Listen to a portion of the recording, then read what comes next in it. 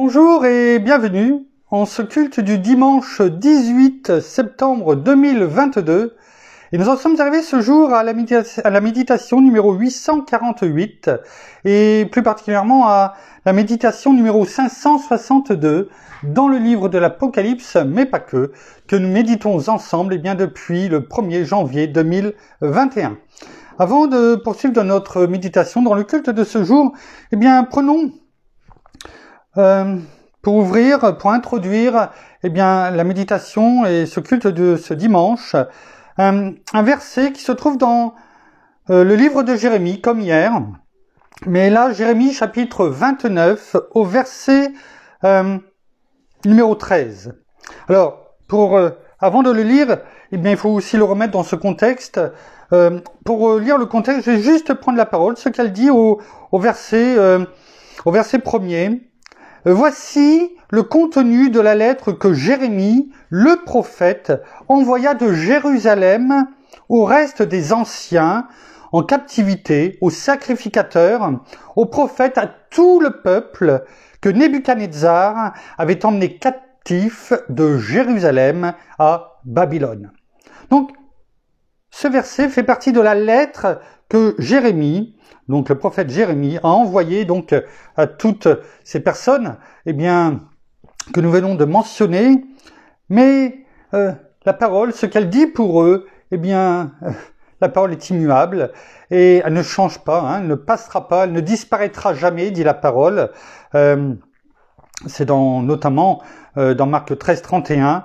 Et ce verset, Jérémie 29, verset 13, est également pour chacun d'entre nous. Il est écrit: « Vous me chercherez, vous me trouverez, si vous me cherchez de tout votre cœur. » Merci Père, merci Seigneur, merci bien-aimé Saint-Esprit, merci pour cette parole. Oh, tu ne dis pas que nous aurons du mal à te trouver, nous aurons du mal à te chercher. Tu nous dis simplement, vous me trouverez si vous me cherchez de tout votre cœur. Ce qui est le plus important, comme nous le méditons depuis bien longtemps maintenant, c'est l'état de notre cœur. Ce n'est pas notre apparence, ce n'est pas là où nous nous trouvons, ce n'est pas peut-être comme là l'endroit où nous sommes à un moment donné, dans les tempêtes de notre vie. Là, c'était à Babylone, mais nous aussi, nous pouvons être confrontés, être à un endroit, à un moment donné dans notre vie, où nous avons l'impression d'être ailleurs, parce que tout s'acharne sur nous. Tu nous donnes cette promesse. Vous me rechercherez. Vous me retrouverez.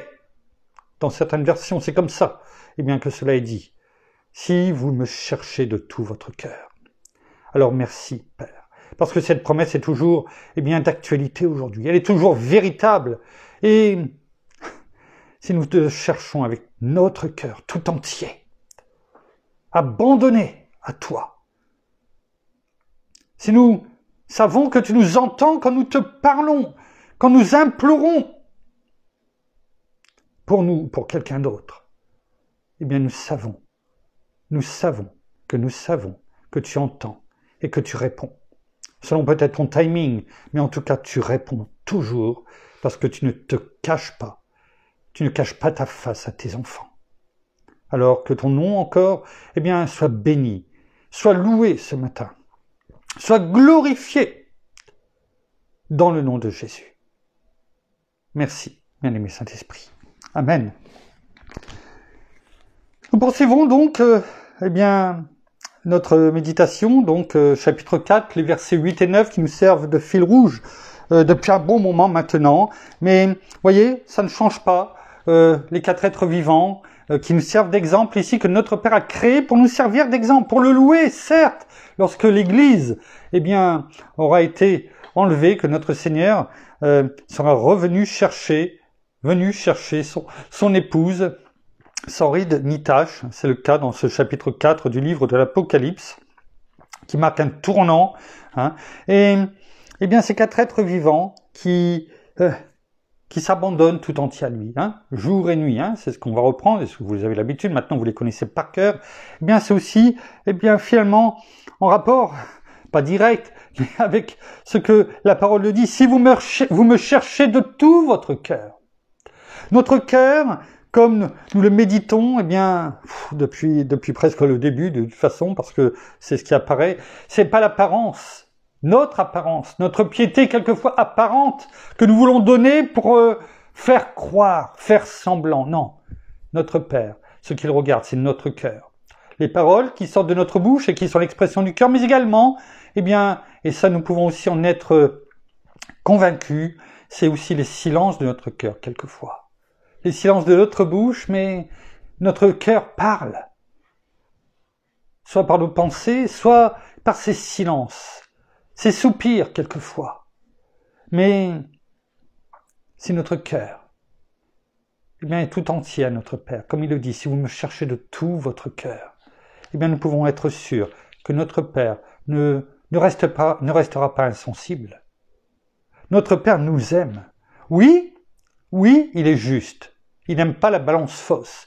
Mais notre Père aime ses enfants. D'autant plus que si nous sommes en Christ Jésus, et c'est le cas en tant qu'enfants de Dieu, eh bien, si nous avons donné notre cœur à notre Seigneur, si nous l'avons reçu comme Seigneur et Sauveur de notre vie, nous ne sommes qu'un avec lui. Nous en lui et lui en nous. Et dans Jean 10, eh bien, au verset 30, notre Seigneur le dit, le Père et moi, nous sommes un. Alors, si le Seigneur lui-même dit, et il le redit dans Jean 17, là dans la prière sacerdotale, eh bien, si notre Seigneur dit qu'il est un avec notre Père, et inversement, bien entendu, si nous sommes en lui et lui en nous, nous ne sommes qu'un avec notre Père, et on comprend mieux, eh bien, la parole de Jean 14, 23, lorsqu'il est dit, eh bien, si quelqu'un m'aime, il gardera ma parole, et mon Père l'aimera, et nous viendrons vers lui, nous ferons notre demeure chez lui. Nous sommes le temple de Dieu. L'Esprit de Dieu est en nous. Notre Père est là. Notre Seigneur. Nous ne faisons qu'un avec lui.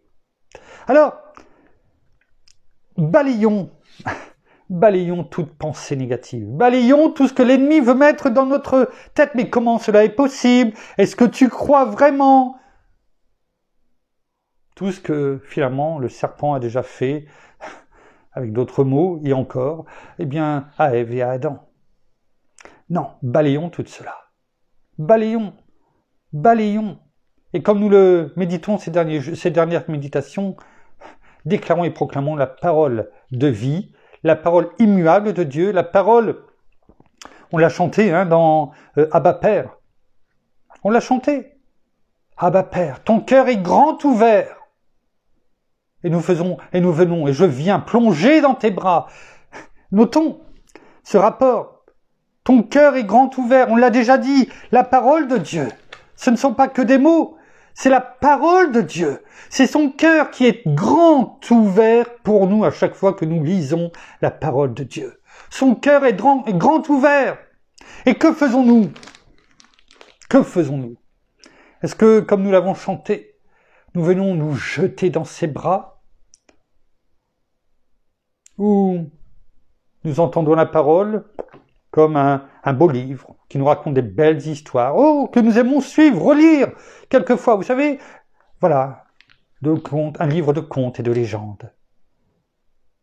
C'est ce que l'ennemi veut nous faire croire. Dans nos pensées. C'est le cœur de Dieu qui nous parle, totalement et complètement. Et ces 4 êtres vivants l'ont bien compris. Regardons, à nouveau ce qui est écrit dans les versets 8 et 9 du chapitre 4 du livre de l'Apocalypse. Les 4 êtres vivants ont chacun 6 ailes et ils sont remplis de Dieu tout autour et au-dedans. Ils ne cessent de dire jour et nuit, Saint, Saint, Saint est le Seigneur Dieu, le Tout-Puissant qui était, qui est et qui vient. Voilà comment doit être notre cœur.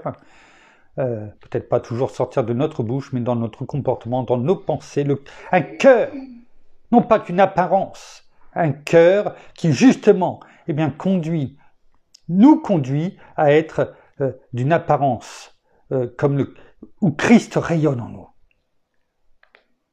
Et à ce moment-là, notre attitude, notre comportement est à l'image de Christ, rempli de compassion.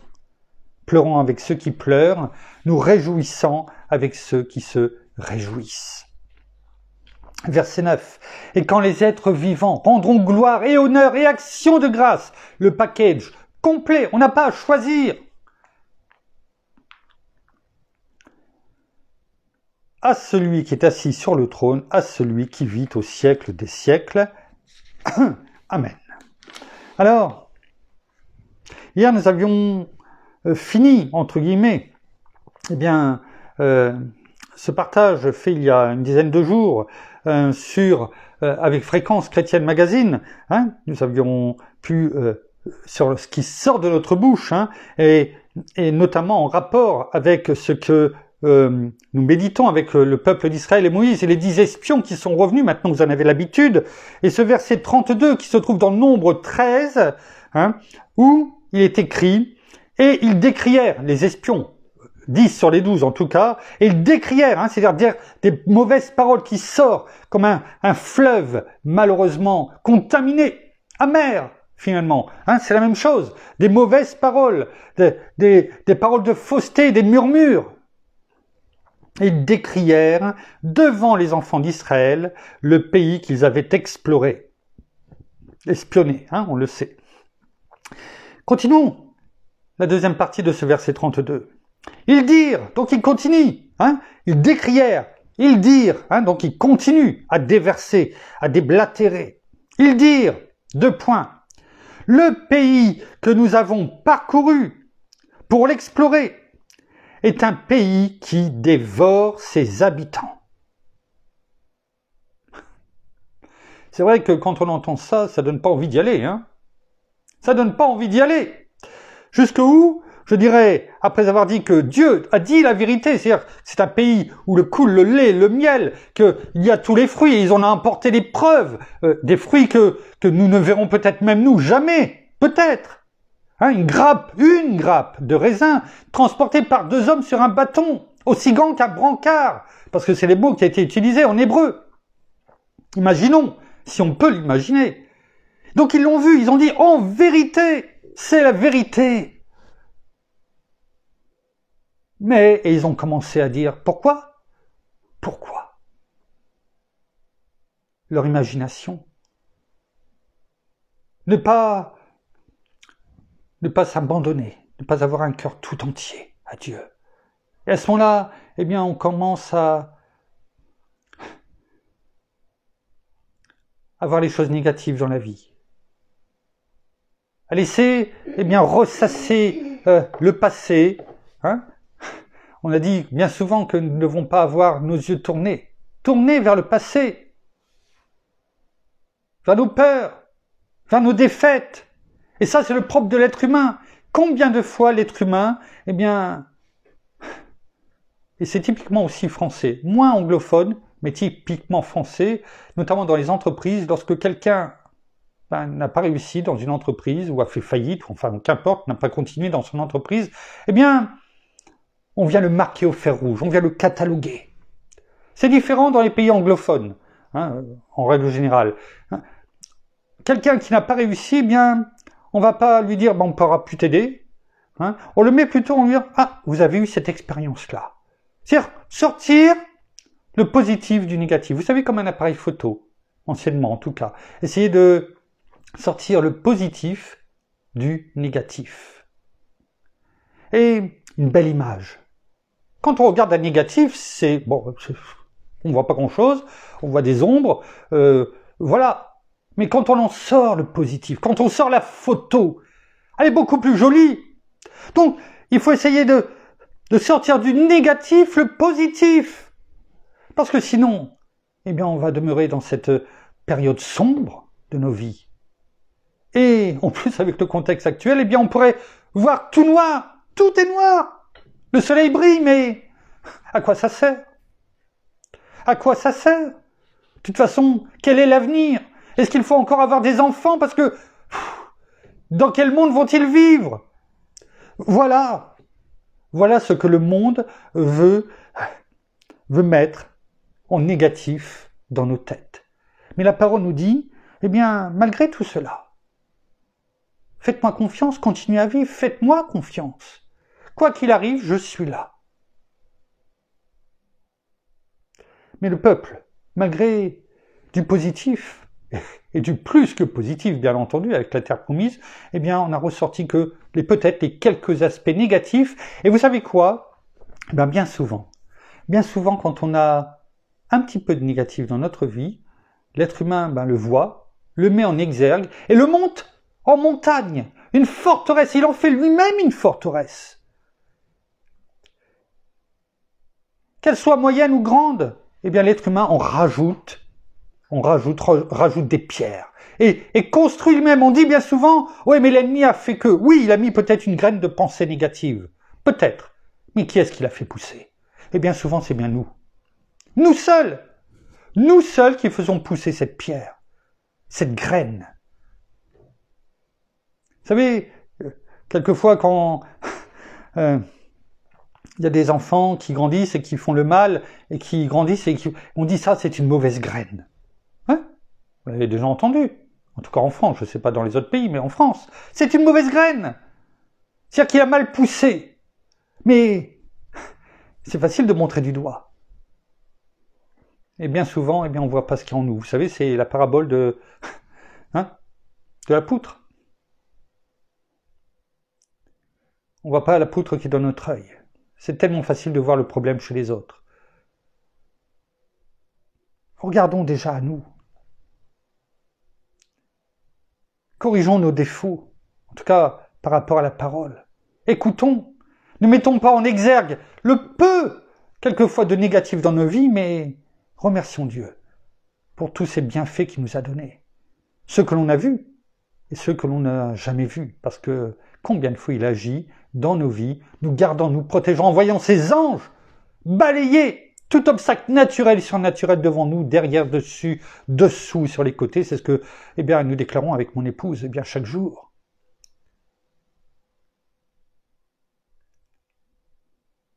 Et nous remercions. Même si nous ne le voyons pas, mais on sait qu'il agit.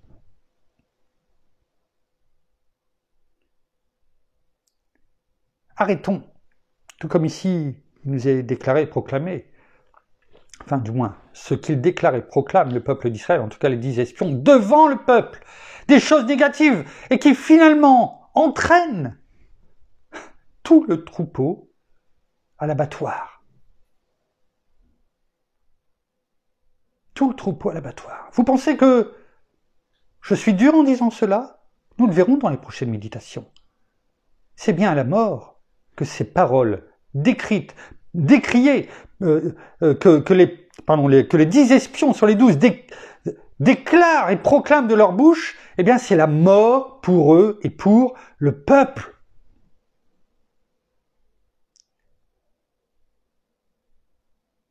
Attention à ce qui sort de notre bouche, nous l'avons vu. Alors là, ils commencent à mettre la barre assez haut, hein. Après avoir dit qu'il ne pourrait pas être vainqueur, c'est très impossible de vaincre le peuple qui était là-bas. Hein, c'est ce que nous avions vu au verset 31, pardon. Hein. Nous ne pouvons pas monter contre ce peuple, car il est plus fort que nous. Le pays que nous avons parcouru pour l'explorer est un pays qui dévore ses habitants. Dévorer! On pourrait dire, oui, mais là c'est une image.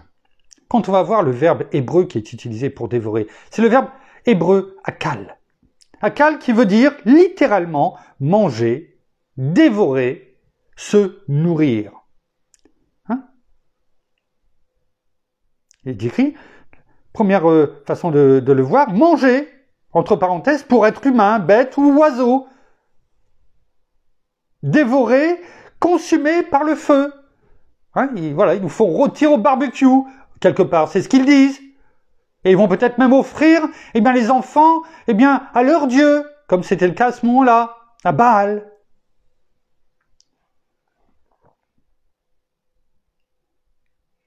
Ce qui est mangé par les hommes. Donc, quand ils utilisent ce mot, c'est bien pour dire, on va se faire manger. On n'a aucune chance. Et encore, comment voulez-vous qu'on s'en sorte? C'est ce qui est sous-entendu. Est un pays qui dévore ses habitants, ses SES, les siens, leur propre peuple, ces habitants qui sont là dans le pays. Même s'il peut y avoir peut-être bien sûr plusieurs tribus. Alors imaginez ceux qui arrivent de l'extérieur, ce qu'ils vont en faire. C'est ça qui est sous-entendu. Voilà ce que disent et sort de leur bouche les 10 espions au peuple. Mettons-nous à la place du peuple. Quand on entend ça,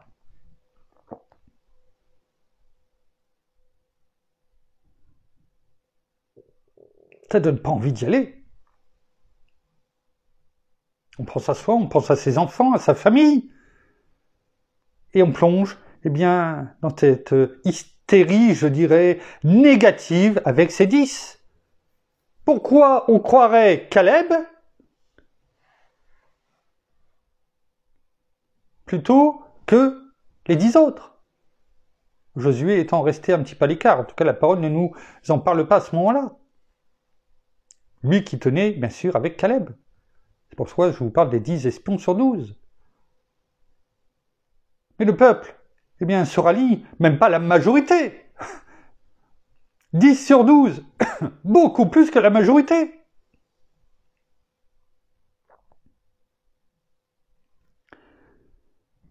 Qu'est-ce qui est écrit encore dans ce verset 32 qui n'est pas fini? Tous ceux, la preuve, c'est les points-virgules, tous ceux, c'est-à-dire, tous ceux, il n'y a pas un seul qui peut en sortir. Tous ceux que nous y avons vus, donc tous ceux que nous y avons vus, ils ont parcouru, n'oublions pas, le pays en long, en large, en travers, ils l'ont traversé. Ils ont passé 40 jours. Ils ont tous été dans des endroits. Ils sont en train de dire que tous ceux qu'ils ont vus sont des hommes d'une haute taille. Supérieurs à la moyenne, en tout cas supérieurs à eux. Ça, c'est la fin du verset 32, il y a un point virgule, c'est là que ça continue. Nous allons nous arrêter là et rester sur ces passages. C'est-à-dire que, comment voulez-vous qu'on puisse en sortir si on monte dans la terre promise? Oh oui, il y a tout cela, oui, c'est bien. Mais à quoi ça sert? On va pas pouvoir manger de tout ce qui nous est donné. De toute façon, c'est les autres qui vont nous manger. Et en plus, on ne pourra pas s'en sortir, on ne pourra pas gagner, comme je vous l'ai déjà dit. Mais en plus, eh bien, ils sont tous beaucoup plus grands que nous. Vous voyez, quand je vous disais que quelques aspects négatifs, parce que ça, c'est ce qu'il dit, c'est ce qu'il raconte. Parce que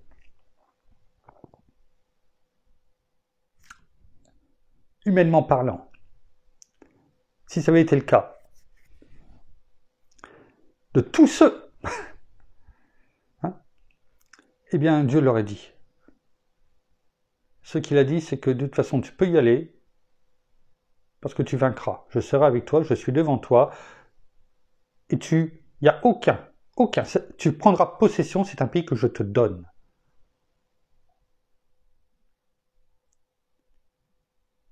Les histoires qu'ils ont pu entendre de leurs ancêtres, passées, vous savez, c'est comme une histoire, on dit à quelqu'un et on le dit à quelqu'un qui ne l'a pas vu, la personne qui l'a vu le raconte, et puis tous ceux qui suivent, eh bien ça passe de l'un à l'autre, alors là encore plus de génération en génération, donc il y a du temps entre les deux, et c'est déformé, on le rajoute et on commence à faire, je dirais, à rajouter du positif ou du négatif, et puis pour enjoliver les choses, mais quand je dis enjoliver les choses, pour montrer quelquefois le courage de ceux qui ont affronté, puis les autres, eh bien, ne se rappellent plus du courage de peut-être que des victoires qui ont été accordées, mais se rappellent surtout des personnes qui avaient en face, de l'ennemi. Et c'est là où on finit par finalement mettre l'ennemi bien plus haut que ce qu'il est, alors que la parole nous dit bien que celui qui est en toi, donc est là, avec toi, est plus grand et plus fort que celui qui est dans le monde. Mais sans l'oubli, on ne voit que la montagne et ses côtés négatifs. Et puis finalement, eh bien, cette foi que l'on doit avoir, eh bien, n'est plus suffisante. Je dirais qu'elle n'est même pas suffisante. Il n'y en a même plus pour dire à cette montagne, ben, ôte-toi de là. C'est ça le problème. C'est ça le problème. Ce qui sort de notre bouche, ce qui sort ici de leur bouche.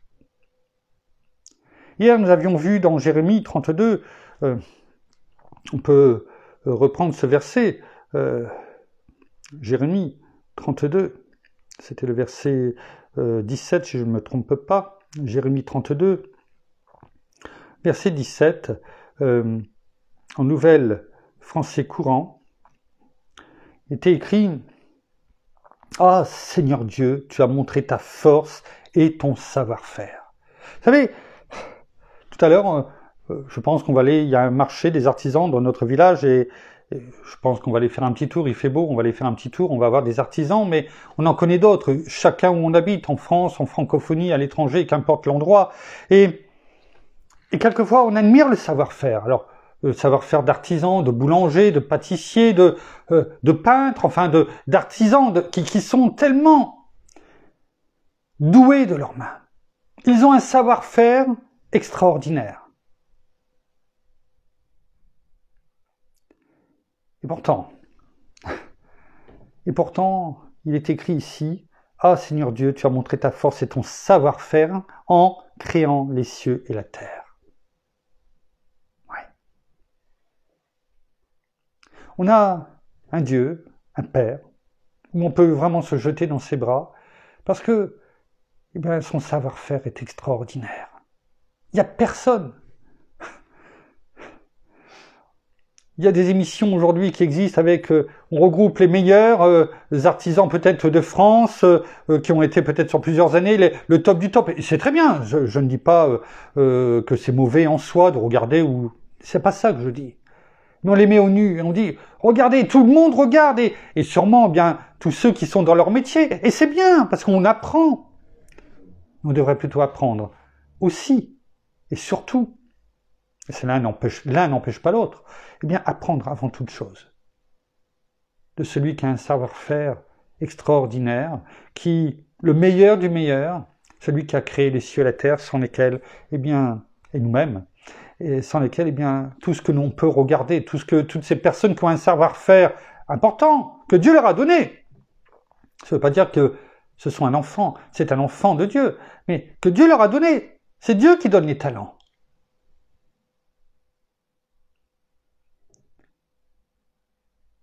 Et on porte au nu ces personnes-là. Alors tant mieux, mais on les met en premier. On s'éblouit, on s'extase, et on peut s'extaser quelquefois sur le travail magnifique qu'ils font. Je ne dis pas qu'il ne faut pas dire « Oh, que c'est beau, que extraordinaire, incroyable !» Mais le problème, c'est pas ça. C'est que le problème, c'est que on n'arrive même pas à s'extasier de ce que fait Dieu dans nos vies, dans ce qu'il fait pour nous, pour notre conjoint, pour nos enfants, nos petits-enfants, nos familles, nos proches, nos bien-aimés, pour son Église, pour nos frères et sœurs, même que nous ne connaissons pas. On n'arrive même pas à s'extasier pour cela, alors que eh bien, nous devrions, parce que son savoir-faire est extraordinaire. Rien n'est trop difficile pour toi.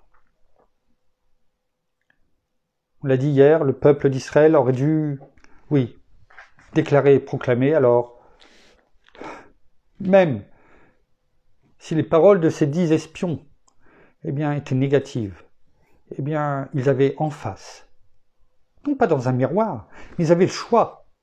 Ils avaient entendu la parole que Moïse, eh bien, déclarait, la parole de Dieu, qui leur donnait cette terre, qui leur donnait, qu'il n'y a rien qui pourrait les empêcher de posséder ce pays. Rien. Il leur donnait tout. La seule chose qu'il leur demandait, c'est lorsque, eh bien, ils y seraient, eh bien, de se rappeler de qui il leur avait donné et de rendre grâce, de louer l'Éternel. Il leur donnait. Ils avaient la parole de Dieu, et ils avaient ces paroles négatives. ces deux chemins, la vie et la mort. Les bonnes paroles qui sortent de notre bouche et les paroles mauvaises qui peuvent sortir de la même bouche. Lesquelles ont-ils suivi?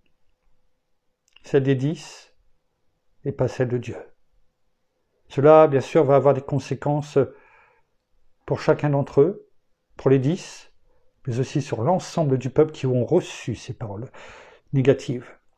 C'est pourquoi, et nous prendrons ce partage, je crois que c'est notre sœur Danielle Fouquet-Froissart, demain, nous prendrons ce partage qui m'a été donné il y a quelques jours, que j'ai partagé bien sûr sur le mur, en rapport avec ce que nous venons de dire aujourd'hui. C'est ce que nous prendrons demain, car nos paroles, eh bien, nous devons les manier avec tellement, de façon précautionneuse.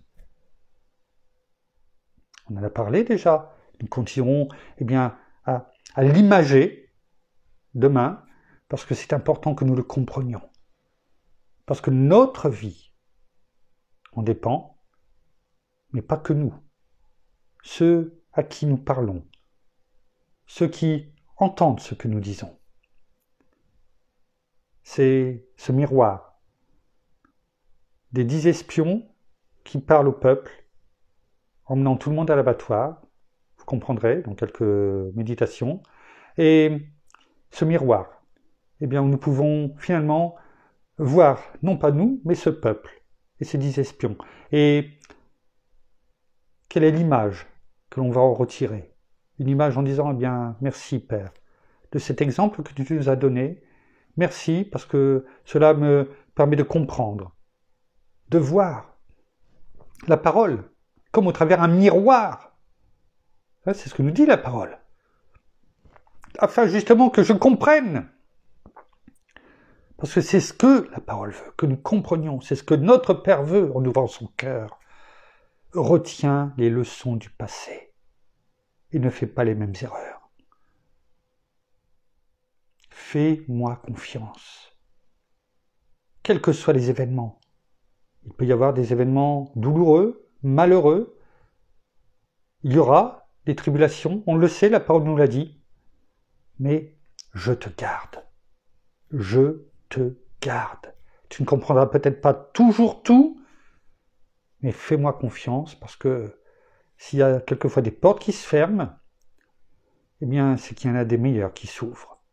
Alors c'est vrai que quelquefois c'est difficile, on ne peut pas comprendre, parce qu'en attendant il faut le passer, mais dans ces cas-là, eh bien, tournons-nous vers notre Père et ils ont lui soit de nous montrer pourquoi, ou en tout cas lui dire, en tout cas ça c'est une certitude, eh bien, je ne sais pas ce que tu as prévu pour moi, mais ce que je sais c'est que tu es toujours là, avec moi, en moi, autour de moi, tu me tiens dans tes bras d'amour, ou en tout cas moi je me jette en tout cas dans tes bras d'amour. Ta main divine est sur moi et sur tous ceux que tu m'as confiés, que tu vas me confier, et je crois en toi. Comme le Seigneur l'a dit dans Marc 13, dans Jean 10, verset 40, ne t'ai-je pas dit que si tu crois, tu verras la gloire de Dieu. C'est ce que je veux, pour terminer, déclarer et proclamer de ma bouche, et que cela, eh bien, soit une bénédiction pour chacun d'entre vous. Merci, Père. Merci, Seigneur. Merci, bien-aimé Saint-Esprit, une fois de plus, que pour ta parole qui sort de notre bouche, ton fleuve de vie qui est là pour nous épurer, pour, tout comme cette vigne, eh bien, que tu viens émonder. Tu viens retirer en nous tout ce qui est encore mauvais, tout ce qu'il faut retirer, tout ce qui empêche, eh bien, de porter encore plus de fruits.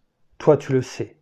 Nous ne le voyons pas, nous ne comprenons pas pourquoi quelquefois, mais toi, eh bien, tu sais que en retirant, en émondant ces choses, eh bien, cela non seulement va nous redonner, eh bien, une force et que nous allons porter beaucoup de fruits dans l'avenir, parce que nous demeurons en toi, nous sommes accrochés au cep et cette sève qui coule dans notre vie, notre bien-aimé Saint-Esprit, eh bien, est là pour nous enseigner, nous rappeler tout ce que tu veux nous dire, Seigneur, alors que ceci soit pour ta gloire, que nous portions du fruit, eh bien, en abondance pour ta gloire, Père, dans le nom de Jésus.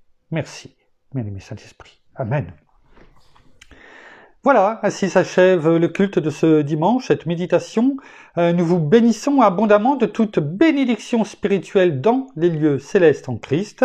Nous vous souhaitons à toutes et à tous une excellente journée, en tout cas un excellent dimanche pour toutes et tous.